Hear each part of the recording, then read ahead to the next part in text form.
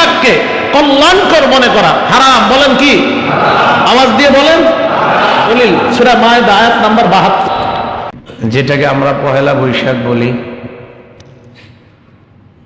যেটাকে সৌর সন বা সৌর বৎসর বলে, এই বাংলা নববর্ষ যেটা আমরা হিন্দু মুসলমান অর্থাৎ সমস্ত বাঙালিরাই উদযাপন করে থাকি। উদযাপন খারাপ জিনিস না, উদযাপনের ধরন যদি খারাপ হয় সেটা খারাপ। সেই হিসাবে আমরা বাংলা নববর্ষ যারা পালন করি, আমরা যারা বাঙালি, আমাদের অন্তত ইতিহাসটা জানা দরকার।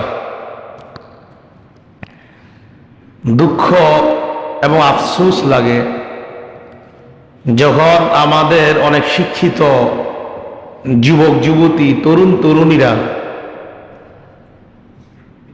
না বুঝে অথবা বুঝে না বুঝার ভান ধরে যখন অনুষ্ঠানগুলো পালন করে। একটা হলো না বুঝে, আর একটা যদি বুঝে না বুঝার ভান ধরে। যে বুঝে না বুঝার ভান ধরে তাকে জ্ঞান পাপী বলা হয়। যে জেনে সত্যকে গোপন করে, সত্যটা জানার পরেও সত্যটা বলে না, মিথ্যাটাকেই ধারণ করে, তাকে জ্ঞান পাপী বলা হয়। আরেকটা হলো জানেই না, সেটা অন্য ব্যাপার। সম্রাট আকবর হিজরি 993 হিজরি বা 92 হিজরি, তো 992 হিজরিতে সম্রাট আকবরের রাষ্ট্রে তার একজন একান্ত কাছের ব্যক্তি ছিল, তার নাম ছিল আমির ফতেহুল্লাহ সিরাজি। জ্যোতির্বিদ্যায় লোকটা অনেক পারদর্শী ছিলেন। 992 হিজরি, ইংরেজি 1884 খ্রিস্টাব্দ। এটা অনেকটা জায়গায় পাবেন আপনারা, তবে এটা ভুল। মূলত 1584 খ্রিস্টাব্দ হওয়া উচিত, ওইটার সাথে মিলাইলে। তো 1584 খ্রিস্টাব্দ হিজরি 992। এই 992 হিজরিতে সম্রাট আকবর খাজানা এবং ট্যাক্স উসুল করার জন্য, আদায় করার জন্য, একটা বৎসর গণনা করার জন্য কিভাবে গণনা করা যায় সেই চিন্তা করলো। তো জ্যোতির্বিদ্যায় পারদর্শী আমির ফতেহুল্লাহ সিরাজিকে এই দায়িত্ব দিল। এই ফতেহুল্লাহ সিরাজি 1584 খ্রিস্টাব্দে তথা 992 হিজরিতে যখন এই বাংলা সনের গোড়াপত্তন করবে, সম্রাট আকবর তাকে বলল, এক কাজ করেন, আপনি 30 বছর আগের থেকে গণনা করেন, কারণ আমি ক্ষমতায় বসেছি 30 বছর আগে। কেউ বলেন সম্রাট আকবর বলেছে 29 বছর আগের থেকে গণেন, যেহেতু আমি ক্ষমতায় বসেছি 29 বছর হয়েছে। তো 29 হইলে 29 যদি পিছায়া যান তাহলে 962 হিজরি চলে যায়। ওই 962 হিজরি থেকে বাংলা সনের গণনা করার জন্য আমির ফতেহুল্লাহ সিরাজিকে বলল। বলছে কয় সনে? 993 হিজরি অথবা 92 হিজরিতে, কিন্তু গণনা করতে বলল আরো 29 বছর বা 30 বছরের পিছন থেকে। আমির ফতেহুল্লাহ সিরাজি তাই করল। ঘটনাচক্রে 962 হিজরিতে ওই মাসটা ছিল মুহররম মাস। কোন মাস? মুহররম মাস। আর মুহররম মাসের ওই সময় বাংলা মাসটা ছিল বৈশাখ মাস। কোন মাস? বৈশাখ। আগে বাঙালিরা গণনা করতো চৈত্র মাস, কিন্তু এরকম সন গণত না, বাকি চৈত্র মাসটাকে তারা খুব গণত, খুব ভালোভাবে। বাস বৈশাখ থেকেই শুরু হয়ে যাক বাংলা সনের গণনা। সেই হিসাবে তখন থেকে বাংলা সনের গণনা আরম্ভ হয়। তখনও তেমন পূজা অর্চনা হতো না, তবে সম্রাট আকবর কোন কোন বর্ণনা আপনারা পাবেন, কোন কোন ঐতিহাসিকগণ লিখেছেন এই পহেলা বৈশাখে হিন্দুরা হাতের মধ্যে বরকত স্বরূপ কিছু একটা রশি দিয়ে বা সুতা দিয়ে বাঁধে, এইটাও সে বাঁধত। কে? সম্রাট আকবর। যাই হোক, ইতিহাস পর্যালোচনা আলোচনা এটা ঐতিহাসিকরা করবেন। এরপর থেকে আস্তে আস্তে নববর্ষ উদযাপনটা তত গুনাহের মাধ্যমে হইতো না। আমাদের বাংলাদেশে 1917 খ্রিস্টাব্দে প্রথম বিশ্বযুদ্ধের সময় হিন্দুরা আর্চনা এবং পূজা এবং হোম কীর্তনের মাধ্যমে ব্রিটিশদের জয়ের জন্য, ব্রিটিশরা যেন জয়লাভ করতে পারে তাদের জন্য প্রার্থনা করেছিল, এবং সেটা ছিল পহেলা বৈশাখ। 1938 খ্রিস্টাব্দে আবারও এইভাবে উদযাপন করা হয়। 1967 খ্রিস্টাব্দের আগে মোটামুটি ভাবে চলতো, ততটা হই হুল্লোড় হতো না। 1967 খ্রিস্টাব্দের পরে আস্তে আস্তে মোটামুটি পালন হতো। 1989 খ্রিস্টাব্দে সর্বপ্রথম মঙ্গল শোভাযাত্রার মাধ্যমে পহেলা বৈশাখটাকে নতুন একটা রূপ দান করা হয়। এখানে আমাদের মনে রাখতে হবে, ভারতের হিন্দুত্ব জাতীয়বাদীগণ যারা, তারা ভারতে পুরা ভারতকে তারা ভারতীয়ত্ব অথবা হিন্দুত্ব এইটা বলে প্রচার করে, এবং মুসলমান, হিন্দু, খ্রিস্টান সকলকে ওই হিন্দুত্ব বা ভারতীয়ত্ব মেনে নেওয়ার জন্য চাপ প্রয়োগ করে ভারতের জাতীয়বাদীগণ। সেখান থেকে বাঙালি আর্য পণ্ডিত যারা আছে তারাও কি করলো, বাংলাদেশে বাঙালি একটা সংস্কৃতি চালু করলো। হিন্দুদের পুরাণ এবং বেদের মধ্যে লেখা আছে, বাংলা ভাষাটাকে তারা পক্ষীর ভাষা বলেছে, মানে পাখির ভাষা। বাঙালিদেরকে তারা দস্যু বলেছে পুরাণ এবং বেদে হিন্দুদের। আমি হিন্দু ধর্মের প্রতি একদম সম্পূর্ণ শ্রদ্ধা রেখে বলছি।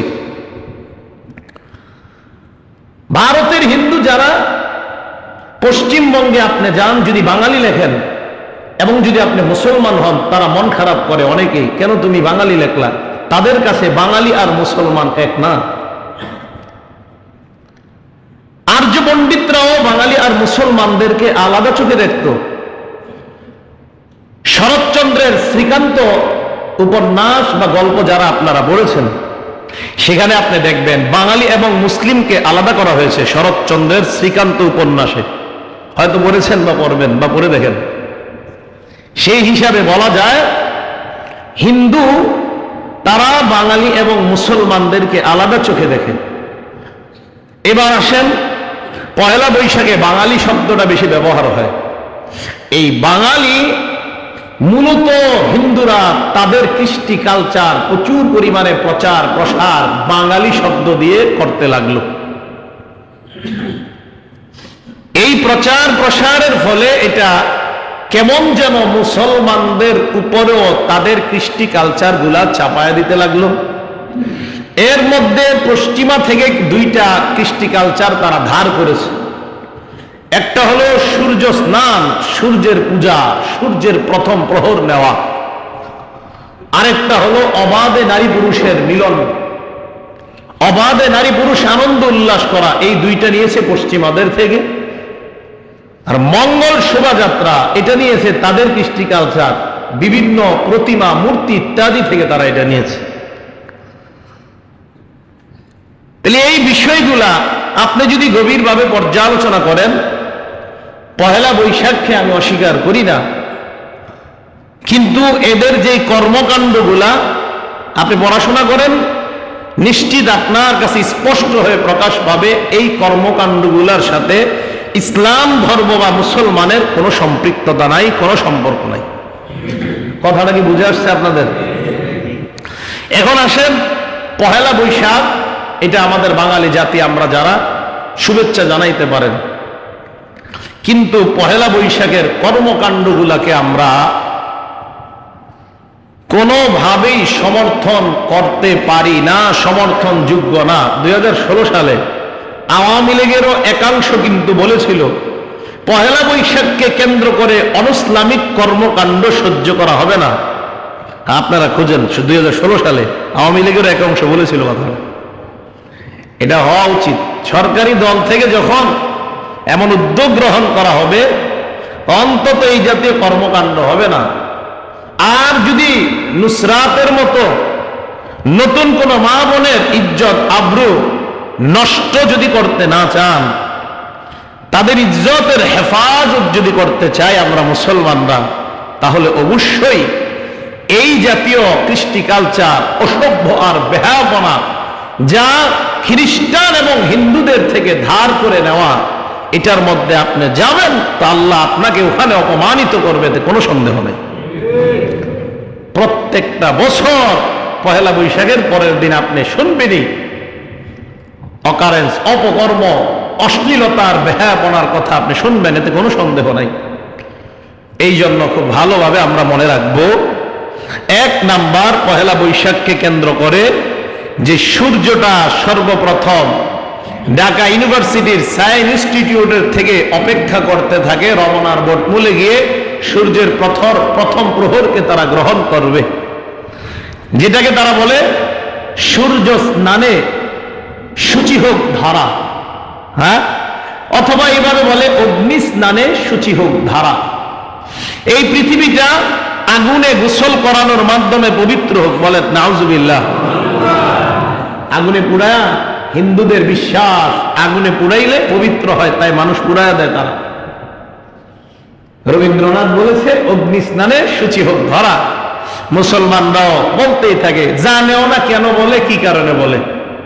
কিন্তু আমার আফসোস হয় কখন, যখন শিক্ষিতরা বলে, তখন আমার খুব আফসোস হয়। আরো আফসোস হয় যদি ঢাকা ইউনিভার্সিটির কোনো শিক্ষার্থী বলে। আপনি কি অন্তত ইতিহাসটা বললেন না মুসলমান ছেলে হিসাবে? এই জন্য সূর্যের কোনো পূজা, এটা ইসলাম ধর্ম সমর্থন করে না। এটার প্রথম প্রহর নিবেন আর আপনি অপেক্ষায় থাকবেন ফজরের সালাত বাদ দিয়ে, এটা ইসলাম ধর্ম সমর্থন করে না। সূরা নামল আয়াত নাম্বার 24 আল্লাহ পাক রব্বুল আলামিন কি বলে দেখেন। হুদহুদ যে একটা পাখি, এই পাখির কথা আপনারা শুনেন নাই? যদিও হুদহুদ কোনো পাখির নাম না, পাখির জাতির নাম হলো হুদহুদ। পাখির জাতির নাম হুদহুদ। ওই পাখির নাম ছিল আনফির। আনফির কি ছিল? আনফির। আনফির, হ্যাঁ। যাই হোক, এই পাখিটাকে যখন হযরত সুলাইমান আলাইহিস সালাতু ওয়াস সালাম খুঁজে পায় না, আসার পর কি বলল দেখেন। ওয়াজাদতুহা ওয়া কওমাহা ইয়াসজুদুনা লিশ-শামসি মিন দুনিল্লাহ ওয়া যায়্যানা লাহুমুশ শাইতানু আ'মালাহুম ফাসাদ্দাহুম আনিস সাবিলি ফাহুম লা ইয়াহতাদুন। সুলাইমান নবীকে বললেন, ওয়াজাদতুহা, রানী বিলকিসকে আমি পাইলাম, ও কওমাহা, তার সম্প্রদায়কে, ইয়াসজুদুনা লিশ-শামস, ঘুম থেকে উঠেই তারা সূর্যের আলোর অপেক্ষায় থাকে। সূর্যের আলো আসে, প্রথম পূজার মাধ্যমে তাদের দিবস শুরু হয়, বলেন নাউজুবিল্লাহ। এখন এই ব্যাপারে তাদেরকে কে উদ্বুদ্ধ করে? তাদের সামনে সূর্যের এই পূজাটাকে সুসজ্জিত করে দেয় কে? দেখেন, ওয়াজাইয়ানা লাহুমুশ শাইতানু আ'মালাহুম, শয়তান তাদের এই কর্মটা তাদের সামনে সুসজ্জিত করে দেয়। সূরা নাম আয়াত নাম্বার 24। এখন আপনারা বলেন, পহেলা বৈশাখকে কেন্দ্র করে 1 নাম্বার সূর্যের অপেক্ষায় থেকে এর আলো ইত্যাদির জন্য যে অপেক্ষা করা হয়, এটা ইসলাম ধর্মে সম্পূর্ণ হারাম। কয়টা গেল? 1। 2, মঙ্গল শোভাযাত্রা। কি শোভাযাত্রা? মঙ্গল, দেব দেবী মূর্তি ইত্যাদি প্রচুর পরিমাণে বানানো হয়, মাছের মূর্তি, বিভিন্ন মূর্তি। এখন দেখবেন আপনারা মূর্তি কত ভয়ঙ্কর রূপ লাভ করেছে। সূরা হজে আসেন 30 নাম্বার আয়াত, আল্লাহ বলেন, ফাজতানিবুর রিজসা মিনাল আওসানি ওয়াজতানিবু কাওলাজ জুর। ফাজতানিবুর রিজসা মিনাল আওসান, আওসান মানে মূর্তি। ইজতানিবু, বিরত থাকো, বেঁচে থাকো। মূর্তি, যত প্রকারের মূর্তি আছে তৈরি করা হয়, এগুলা থেকে বেঁচে থাকো। কিয়ামতের ময়দানে আল্লাহ বলবেন, এই মূর্তি তোমরা বানিয়েছো, এগুলার মধ্যে প্রাণ দাও। তোমরা প্রাণ দিতে পারবে? কারণ আল্লাহ বলবেন, আরে বানানো কারো আকৃতি তৈরি করা তো এটা আমি আল্লাহর কাজ, তোমরা বানিয়েছো, এখন এটার মধ্যে প্রাণ দাও, প্রাণ সঞ্চার করো। প্রাণ সঞ্চার করতে পারবে না। এখন বলেন এই মঙ্গল শোভাযাত্রা এটা হারাম না হালাল? গেল 2। 3 নাম্বার, অবাধে নারী পুরুষের মিলন, অবাধে নারী পুরুষ বেহাবনা করা, এটা কি ইসলাম ধর্মে হালাল না হারাম? আসেন সূরা তাহরীম আয়াত নাম্বার 6, আল্লাহ বলেন, ইয়া আইয়ুহাল্লাযীনা আমানু কু আনফুসাকুম ওয়া আহলিকুম নারা وقودها الناس والحجارة عليها ملائكة غلاظ شداد لا يعصون الله ما أمرهم। হে ঈমানদারগণ, কু আনফুসাকুম, তোমরা নিজেরা বাঁচো, ওয়া আহলিকুম, তোমাদের পরিবারকে বাঁচাও, নার, আগুন থেকে। কি থেকে? ওয়াকুদুহান নাস ওয়াল হিজারা, যে আগুনের জ্বালানি হবে মানুষ এবং পাথর। বুখারী শরীফ হাদিস নাম্বার 893 নাম্বার হাদিস। আল্লাহর নবী বলেন, কুল্লুকুম রাঈন, তোমরা প্রত্যেকে দায়িত্বশীল, ওয়া কুল্লুকুম মাসউলুন আন রাইয়াতিহি, প্রত্যেককে তার অধীনস্থদের ব্যাপারে জিজ্ঞাসা করা হবে। আল ইমামু রাঈন, একজন নেতা তিনিও দায়িত্বশীল, রাঈন তিনি দায়িত্বশীল, মাসউলুন আন রাইয়াতিহি, এই নেতার কাছে তার অধীনস্থদের ব্যাপারে জিজ্ঞাসা করা হবে। ওয়ার রাজুলু রাঈন ফি আহলিহি মাসউলুন আন রাইয়াতিহি, যত পুরুষ তোমরা সবাই তার পরিবারের মধ্যে দায়িত্বশীল, তোমাকে তোমার অধীনস্থদের ব্যাপারে জিজ্ঞাসা করা হবে। তোমার সন্তান কোথায় যায়, কোন কাজে ব্যয় করে, হারাম না হালাল সময়ে ব্যয় করে তোমার সন্তান, তোমার পরিবারের ব্যাপারে তোমাকে জিজ্ঞাসা করা হবে। ওয়াল মারআতু রাইয়াতুন ফি বাইতি যাওজিহা, একজন মহিলা তার স্বামীর বাড়ির ব্যাপারে দায়িত্বশীল, মাসউলাতুন আন রাইয়াতিহা, স্ত্রীকে তার স্বামীর যত মাল সম্পদ ঘর আছে সব ব্যাপারে জিজ্ঞাসা করা হবে। বর্তমান জামানায় মেয়েরা আশকারা পায় সাধারণত মায়ের কারণে, এই জন্য সাবধান, প্রত্যেকটা মাকে তার মেয়ের ব্যাপারেও জিজ্ঞাসা করা হবে। তোমার স্বামীর অনুপস্থিতিতে তোমার মেয়েটা অপকর্মে লিপ্ত হয়, কেন তুমি বাধা দিলা না? ওয়াল খাদিমু রাঈন ফি মালি সাইয়্যিদিহি, একজন খাদেম বাড়ির চাকর তার যে মালিক, এই মালিকের সম্পদের ব্যাপারে দায়িত্বশীল, মাসউলুন আন রাইয়াতিহি, তার দায়িত্বের ব্যাপারে তাকে জিজ্ঞাসা করা হবে। মুসনাদ আহমদের হাদিস 2 নম্বর খণ্ড 69 নম্বর পৃষ্ঠা, আল্লাহর নবী বলেন, সালাসাতুন হারামাল্লাহু আলাইহিমুল জান্নাহ, 3 ব্যক্তির জন্য জান্নাত হারাম। কয় ব্যক্তি? 1 নাম্বার মুদমিনুল খাম, শরাব পানকারী। 2 নাম্বার ওয়াল আক, মা বাবার নাফরমান সন্তান। 3 নাম্বার আদ-দায়্যুস ওয়াদ-দায়্যুস আল্লাযী ইউকিররু ফি আহলিহিল খুবসা। আল্লাহর নবী বলেন 3 নাম্বার দায়্যুস। দায়্যুসের ব্যাখ্যায় আল্লাহর নবী নিজেই বলেন, যেই ব্যক্তি তার পরিবারের মধ্যে জিনার প্রচলন ঘটায়, জিনার ব্যাপারে আশকারা দেয়, এই মানুষটাকে দায়্যুস বলা হয়। এই হাদিসের মধ্যে নবী নারীকে দায়্যুস বলে নাই। আপনি বাবা, আপনার কারণে আপনার সন্তান যদি ব্যভিচারে লিপ্ত হয়, বেহাপনার মধ্যে লিপ্ত হয়, এর মানে আপনি যদি বাধা না দেন, আপনি মেয়েটাকে আশকারা দিলেন। ইউকুররু শব্দের অর্থ স্বীকৃতি দেওয়া, ব্যভিচারের স্বীকৃতি দেওয়া। এই জন্য পহেলা বৈশাখকে কেন্দ্র করে অবাধে নারী পুরুষের মিলন। আল্লাহ পাক রব্বুল আলামিন বলেন, ইন্নাল্লাযীনা ইউহিব্বুনা আন তাশিআল ফাহিশা, নিশ্চয়ই যারা এই পছন্দ করে, আন তাশিআল ফাহিশা, অশ্লীলতা মুসলমানদের মধ্যে ছড়িয়ে পড়ুক, এই ব্যাপারটা যারা চায়, লাহুম আযাবুন আলীমুন ফিদ দুনিয়া ওয়াল আখিরাহ, তাদের জন্য ভয়ঙ্কর শাস্তি। বলেন নাউযুবিল্লাহ। সূরা নূর আয়াত নাম্বার 19, নিশ্চয়ই যারা ইউহিব্বুনা পছন্দ করে, আন তাশিআল ফাহিশা, অশ্লীলতা ছড়িয়ে পড়ুক, ফিল্লাযীনা আমানু, ঈমানদারের মাঝে অশ্লীলতা ছড়িয়ে পড়ুক, লাহুম আযাবুন আলীম, তাদের জন্য রয়েছে আযাবুন আলীম, যন্ত্রণাদায়ক শাস্তি।